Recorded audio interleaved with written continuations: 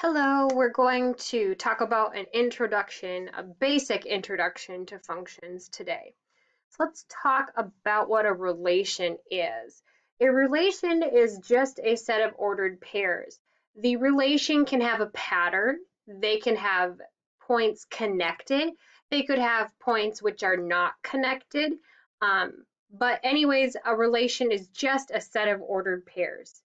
Points can be stacked on top of each other. And what I mean is if I were to place a point right here at -3, 3, notice that these 2 points are stacked on top of each other, and that's okay. Now, the difference between a relation and a function is a function is a relation, so a set of ordered pairs, where each x value can only have at most one y value. So a function points cannot be stacked on top of each other. So the only difference outside of a relation and a function cannot have points stacked and a relation can. Let's say we have the following relations, so a random set of ordered pairs, 5, 7, 9, 11, 10, 7, 12, and 14. Let's map the relation.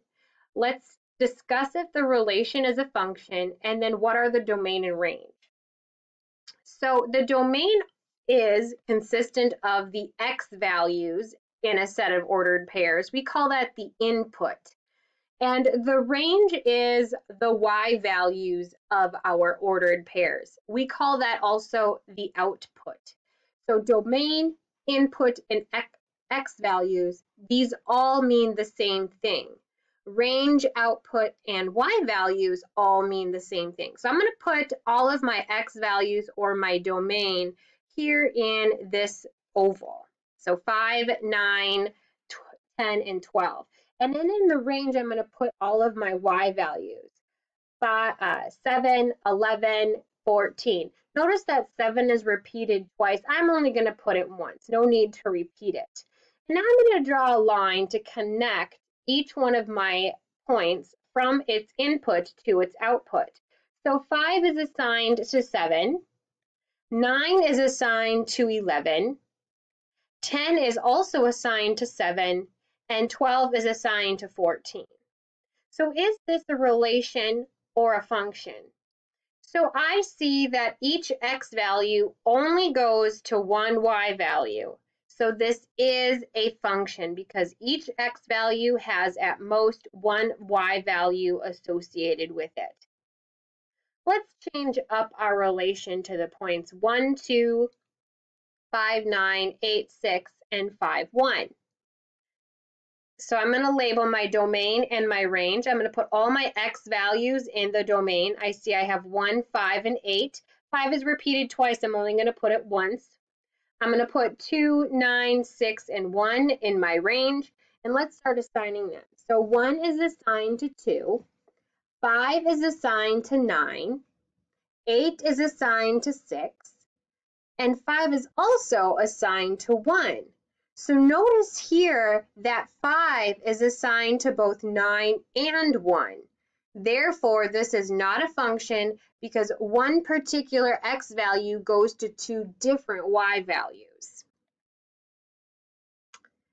Take a moment to pause the video and identify if the function f here is a function and if g is a function. Come back, play the video, and we'll see how correct you are.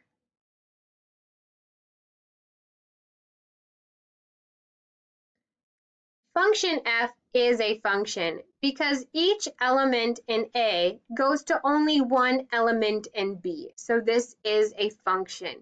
However, the relation of G is not a function because the top element in A goes to two different elements in B, so this is not a function. We can also use the vertical line test to determine if a relation is a function or not. So if a vertical line passes through more than one point on the graph of a relation, then the relation is not a function. So I'm going to take my vertical line here and look at our squiggly line. Notice how no matter where I put my vertical line, I'm only crossing that blue squiggly line one time. So part A here is a function. Similarly, this linear line here, notice no matter where I go, it's only crossing my linear line once, so this is a function. However, notice my circle. There are multiple locations in which my vertical line is crossing the circle more than one time. Here's a location, here's a location. So C is not a function.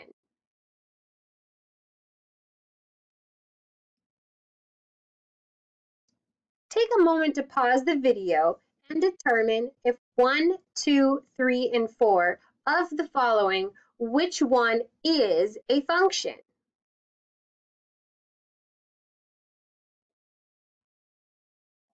So let's start with number 1 here. When I put my vertical line on number 1, notice it doesn't matter where, we're only crossing that squiggly line once. So number 1 is a function. Looking at number 2, look, here's one location, here's another. However, there are going to be an infinite many locations in which my vertical line crosses this sideways parabola, so this is not a function. The same is true with number 3. Notice here in particular, there's 1, 2, 3 locations in which my vertical line is crossing this S. So S is not a function. And we have an oval, which is similar to the circle from the previous slide. So the only one that is a function is number 1. We can also talk about function notation. This F is generic based for a generic base of name for the function. So we could have G of X, H of X, Q of X, just a different way to label them. The whole thing, once we actually evaluate it, is what gives us the output. And X is what we're going to input in. So let's say I have the function f of x equals 3x squared minus 4x plus 5. It's asking us to find what is f of negative 2. So I'm going to plug in negative 2 wherever I see x. Okay. So 3 times negative 2 squared minus 4 times negative 2 plus 5. At this point, it's just a matter of using the order of operations in order to simplify. So I'll start with negative 2 squared. So negative 2 times negative 2 is positive 4. And then we can do the multiplication. We can do 3 times 4, 3 times 4, and negative 4 times negative 2. So we'll give us f of negative 2 is equal to 12 plus 8 plus 5. So when we add them all together, when we input negative 2 into our function, out comes 25. Notice that I'm not going to divide this by negative 2 because I do not need to get f by itself. If that bothers you, you can replace that whole thing with y. F of x is just fancy wording for y, if you will. Let's try another one. Let's input 4 for our same function. So wherever I see x, I'm going to put 4.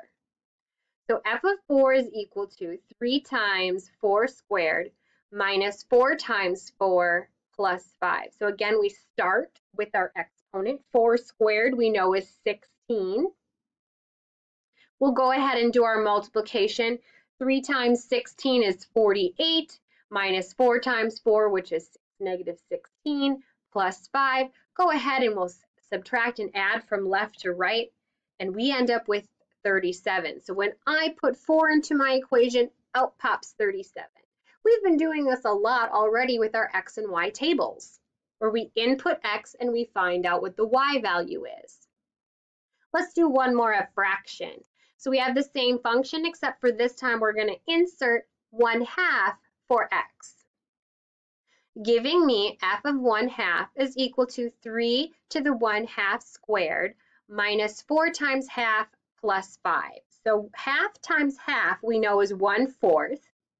Then we can go ahead and multiply straight across. This will end up giving us 3/4. Half times 4 is negative 2 here, plus 5. So I'm going to add negative 2 plus 5, which I know is positive 3. In order to add these two together, we need to have a common denominator.